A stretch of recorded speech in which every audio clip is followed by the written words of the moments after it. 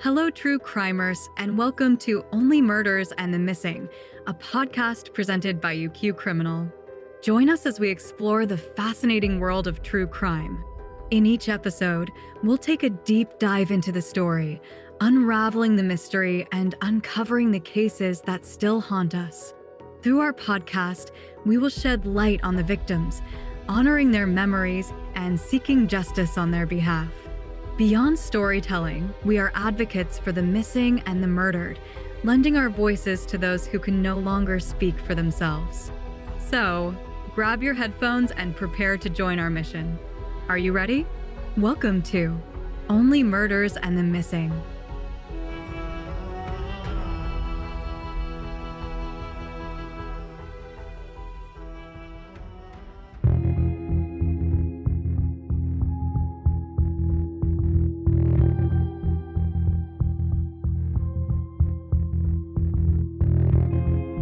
Episode 26, The Forensic Hunt for Amber Hagerman's Killer. Before the Amber Alert system became a household name, there was a little girl named Amber Hagerman. She was just 9 years old when she was snatched off her bike in broad daylight and later murdered by her kidnapper. And though her name has gone on to save countless children, the question that's been unanswered for nearly 30 years remains: who killed Amber Hagerman, and why? Now, thanks to a single piece of DNA, there's new hope that her killer could finally be identified. On January 13, 1996, Amber Hagerman set out on her pink bicycle in Arlington, Texas. It was a simple childhood moment, a Saturday afternoon ride not far from home. But within minutes, it became a nightmare. Amber was pedaling around an abandoned grocery store parking lot when a black pickup truck suddenly pulled up. A man jumped out, grabbed her, and threw her into the vehicle before speeding away. A single witness, 78-year-old Jimmy Kevill, saw the abduction from his backyard, and ran inside to call 911. Despite an immediate search for the little girl, Amber's body wasn't found until 4 days later in a nearby creek. She had been kept alive for at least 2 days before being brutally murdered. Her killer has never been found. Investigators revealed that DNA evidence was collected from Amber's body after she was discovered. Detective Grant Gilden, who heads the investigation into this cold case, has been tight-lipped about the physical evidence in Amber's disappearance. The detective told the Dallas Morning News that it's something only her murderer would know about. Born on November 25, 1986, to Donna Williams, then Norris, and Richard Hagerman, Amber was a bright 9-year-old who loved school and was proud of her awards for good grades and perfect attendance. She loved creative writing, Barbies, and riding her bike or spending time with her Girl Scouts troop. At her Girl Scouts ceremony, she loved singing the song America the Beautiful, especially her favorite line, "For Amber Waves of Grain." More than anything, she was a loving big sister who looked after her little brother, Ricky. One of the last gifts Amber ever received was the Pocahontas bedsheet she got for her birthday, which she had celebrated just 2 months before her abduction.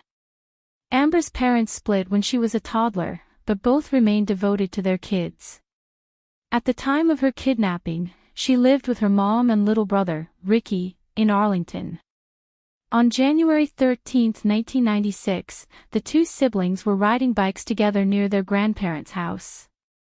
It was supposed to be a day like any other. Amber left on her bike at 3:10 p.m. Only 8 minutes later, at 3:18 p.m., she was kidnapped and never seen alive again. Local resident Jimmy Kevill saw it all. The 78-year-old stood by in his yard, watching as the little girl pedaled her bike around the parking lot of an abandoned Winn-Dixie grocery store. Then, he noticed a black truck rolled up beside her. A man, young, dark-haired, and possibly white or Hispanic, got out of the vehicle. Kevill watched in horror as the man grabbed Amber off of her pink bike and shoved her into the front seat. Kevill, a U.S. Navy veteran and former sheriff's deputy, didn't waste a second. He rushed inside to call 911 and told the dispatcher that the kidnapper was heading west on Abrams Street. Amber's little brother Ricky had been riding around with her that afternoon, when he suddenly realized it was time to go home. Thinking that his big sister was right behind him, he left the parking lot and headed back to his grandparents' house. He never saw what happened to Amber. When Ricky arrived at the house and his family saw him without Amber, panic set in. By the time they reached the scene of the abduction, police were already there, responding to Kevil's urgent call. They searched frantically for any clues left behind in the parking lot, but all they found was Amber's pink and white bicycle, the one she'd been so excited to get for Christmas just weeks earlier. Unfortunately, her family would have to wait 4 more agonizing days, before finally learning Amber's fate. It was around 11:30 p.m. on January 17, 1996, when Stuart Coker decided to take his Norfolk Terrier, Yoda, for a walk. They lived in the Forest Ridge apartment complex, which was right next to a wooded area with a small unnamed creek running through it. As they walked, Yoda suddenly stopped by a drainage culvert. Coker bent down to see what had caught his dog's attention near the swollen creek. What he saw made his blood run cold, the lifeless body of a young girl, lying face down on the concrete. Little Amber's body was just 4 miles from where she was last seen. An autopsy revealed she had been held captive for at least 2 days before her killer slashed her throat and dumped her. She had bruises all over her body, suggesting that she suffered horrific abuse before her eventual death. When she was found, all she was wearing was a sock. So, how does DNA give hope to this case? In 2021, police announced they were reviewing new forensic technology to extract potential DNA from Amber's clothing, offering a renewed glimmer of hope for justice. However, no definitive leads have emerged. But Arlington Police Sergeant Grant Gilden assures the public that Amber's case is still very active. Officials haven't revealed exactly what the DNA evidence is, nor have they provided a timeline for testing.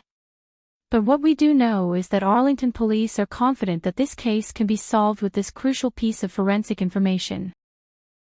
Assistant Arlington PD Chief, Kevin Colby, told KSAT, "I really don't want to disclose all the evidence at this time. The reason is that we want to make sure that the killer knows what happened, and he knows that if we have that evidence, we can specifically ask him, and it can identify him and corroborate his story." He continues, "Technology from DNA has progressed since the 80s and the 90s, and we're very excited, because we continually try to be aggressive in trying to meet new technology head-on with this case." Despite the high-profile nature of Amber's case, some details remain relatively obscure. Investigators believe the perpetrator was familiar with the area, as the creek where her body was found was not easily accessible to outsiders. There is also speculation that the killer may have stalked Amber beforehand, given the speed and ease of the abduction. One chilling clue: Amber's throat was slit with such precision that some law enforcement officials theorized the killer could have medical or slaughterhouse experience. They believe he could have possibly used a screwdriver on his victim. Additionally, forensic evidence suggests Amber was held in a dark, enclosed space before her body was dumped.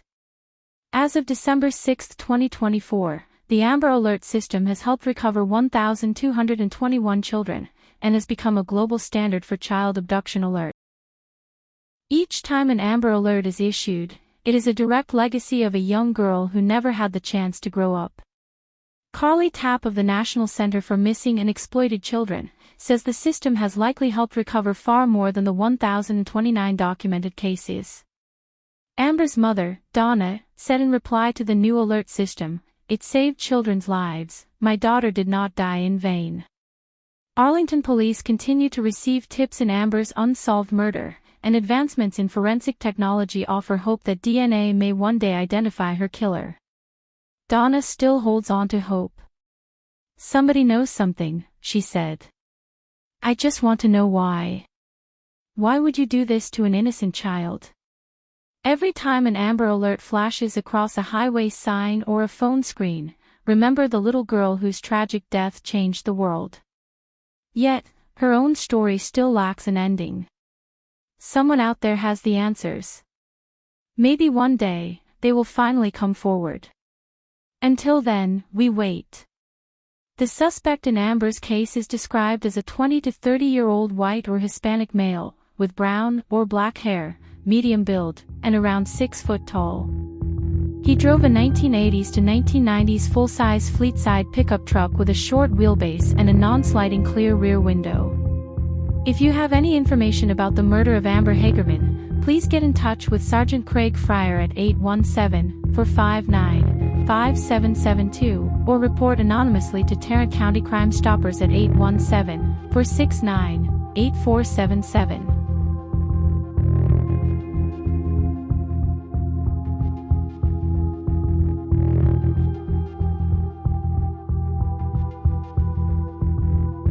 Are you addicted to true crime? I'd love to hear your thoughts on this case. To connect with me and read more true crime stories, go to unquestionablycriminal on medium.com, and I'll see you in the next episode.